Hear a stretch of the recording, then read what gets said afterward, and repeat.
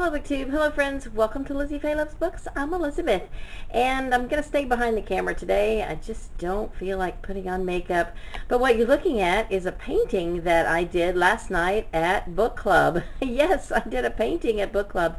It was a special book club event, and it was the new book club that I have just started going to. It was actually recently formed in the past few months, and one of the book club members is a former school art teacher.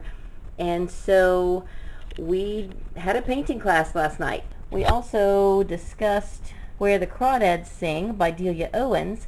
But the reason this style of painting was chosen is because the book that we are now going to be reading over the next couple of months is The Beach House by Mary Alice Monroe. So I will show you a picture of one of the covers for The Beach House, and you kind of get the idea of why this particular type of painting was chosen. So it was a fun class, and we enjoyed talking about Where the Crawdads Sing. I rated it 5 stars. I thought it was fantastic. Definitely a book worth reading. I think it was worth the hype. Now, I read through some of the reviews after I was done with it, and I saw that some people had a hard time reading the dialect. Of course, I listened to it on audio, so that didn't bother me. I could see why it would be easy to get bogged down in some of the science and biology of it, but I thought it was really overall fascinating. So in the past week, I have finished 8 books. 6 of them were audio and 2 of them were print books.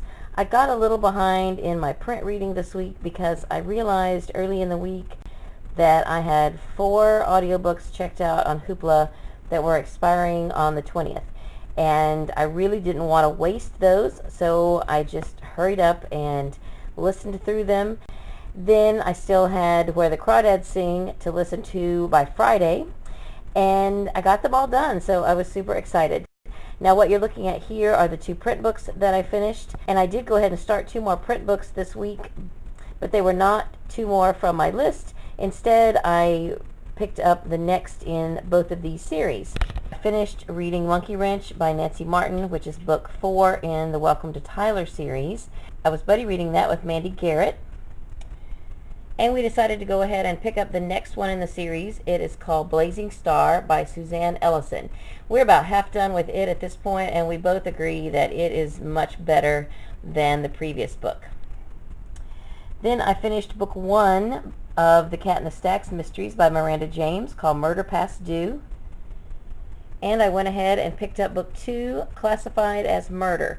I'm not too far into this one yet, but I need to get through the first 3 of these in print as quickly as possible, and then the rest of them up to the newest one, which I have for review, are on audio on Hoopla. One of the books I had checked out on Hoopla Audio is Open House by Elizabeth Berg. I expected a little more from this since it's an Oprah Book Club selection, but I did not enjoy it. I thought it was really depressing. I've collected a lot of Elizabeth Berg books. This is only my second one, and I liked the previous one that I read much more than this one. So I'm still holding out hope that I will enjoy a good portion of her work, but I think this one just wasn't for me. But I am counting this on the Summer Romance Book Bingo for the prompt to read a book by an author who shares one of your names. And then one of my review books from Berkeley is Murder, She Wrote, number 49, Murder in Red by Jessica Fletcher and John Land.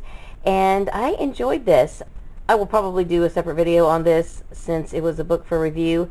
I don't have a lot of experience with Murder, She Wrote. I have not read any of the books, and I've only watched a little bit of the show, so I'm not even really sure which of the characters were recurring and which ones were new. But I thought it was a very good mystery, and I really enjoyed it.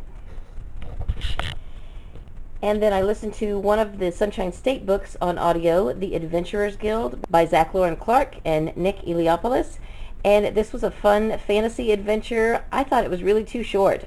For a fantasy book, you kind of expect a little more world building, but it is the beginning of a series, so I think we're going to find out more about this world and this group of kids as we go along. But I thought it was a very good book. And then the other 2 books that I listened to on audio were books 4 and 5 of the Amish Quilt Shop Mystery Series by Isabella Allen. I had wanted to get to these during Amish in April, and I didn't get to them. They were very good. I really have enjoyed the series. I'm caught up now, except for one novella that I still need to read, and I think it's only available in ebook, so I will be purchasing that on my Kindle in order to completely finish the whole series. Book 4 was especially good because it was about a book sale and a library bookmobile. In fact, the murder victim was found on the bookmobile. So it was called Murder Plainly Read. Book number 5 is called Murder Handcrafted. And in this book, our main character's parents are renovating their home and the electrician is found killed. So neither book 4 or 5 have much to do with the quilt shop or quilting, but both are very good mysteries, and I have really enjoyed the series.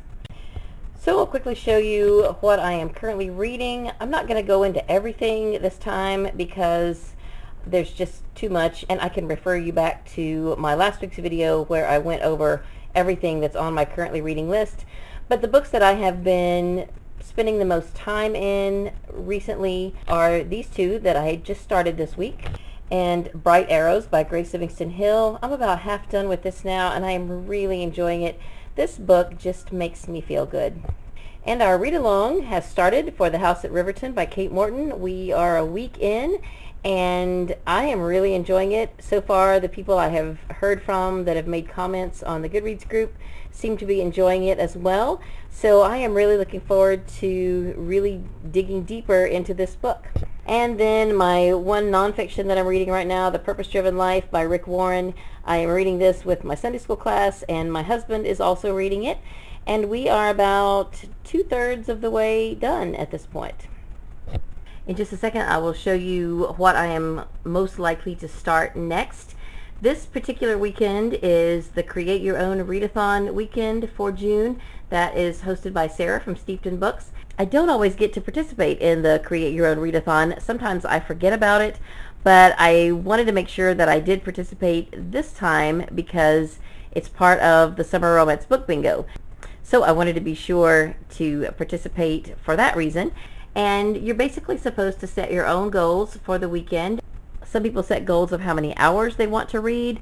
Some people set goals of how many books they want to finish or a particular book they want to read. It's really what the title says. It is creating your own readathon, setting your own goals. My goals for this weekend were to catch up and keep up with my read-alongs and buddy reads. And as of right now, I am caught up with those for the day. And then my other goal is to read at least a small portion out of all of my current reads. At this point it is early evening, and I have only read from 3 different books today, so I may not get a whole chapter read in all of the other books today, but I at least want to read a little bit from each one in order to meet my goal. And then my other goal is to start a new print book both today and tomorrow. That was my goal for the whole month, and I have not done it every day this past week. I had to really focus hard on my audiobooks this week in order to get those done, and I just did good to read a little bit in a few of my books in print. I didn't even get to all of my current print books every day, but that's okay. I met the highest priority goal, which was to finish those audiobooks before they were expired, and so I'm happy about that. So the next 2 print books that I'm planning to start, one of them is one of our Sunshine State books called Slider by Pete Houtman. And then one of my review books from Waterbrook, Multnomah, which is called Ever Faithful by Karen Barnett. It's book 3 in the Vintage National Park series. So I have 2 audiobooks that I am currently reading. I just started Small Spaces by Catherine Arden just today in my kitchen. This is one of the Sunshine State books, and it's the creepy book for this year. In my car, I am listening to This Lullaby by Sarah Dessen, and I am not enjoying it. The main characters in this book are just getting done with high school, and they are misbehaving, and I'm not a big fan of this book. I have read one other Sarah Dessen book in the past, and I enjoyed it much more than this one. I think it was called The Truth About Forever. It was very good. This one, so far, I'm not a fan. I'm going to keep with it for a while and see if it gets any better. I didn't want to DNF this one because I would like to use this one for the bingo prompt to read a book about a musician. So we'll see if I can get through it. I really wish I could speed this one up, but I have it on audio CD, so I can't speed it up, but we'll see how it goes. And then my next book club book is going to be Kindred by Octavia Butler. I'm going to be listening to this on Audible. And then the next book club book for my new book club is The Beach House by Mary Alice Monroe, which I mentioned earlier. And I checked these CDs out from the library, and then I discovered that it's on the Audible Romance package. So I'm super excited about that because I will be able to listen to it on my phone. So yesterday I was listening to Where the Crawdads Sing, and I was trying to just do some things that didn't require a lot of concentration. So I got on Hoopla and I searched through my whole TBR to see if there were any other books on Hoopla Audio that I didn't already know about.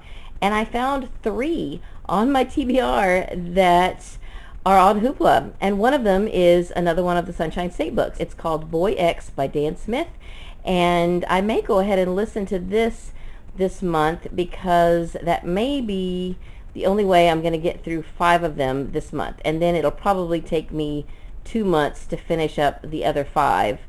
So I don't know, we'll see. So that's about all I have to share with you for this weekly update. This is pretty much a Friday Reads, but I can hardly ever get these filmed on a Friday.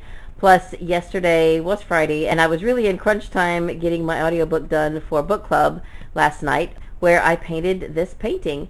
So it turned out to be a great day, and now it's Saturday. Tomorrow is Sunday, and Katie goes off to color guard camp tomorrow.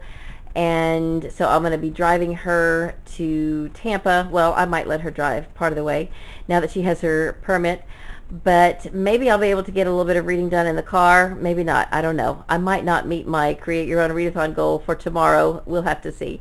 But anyway, that's all I have for this video. I hope you're having a great day. Read a good book, and God bless you.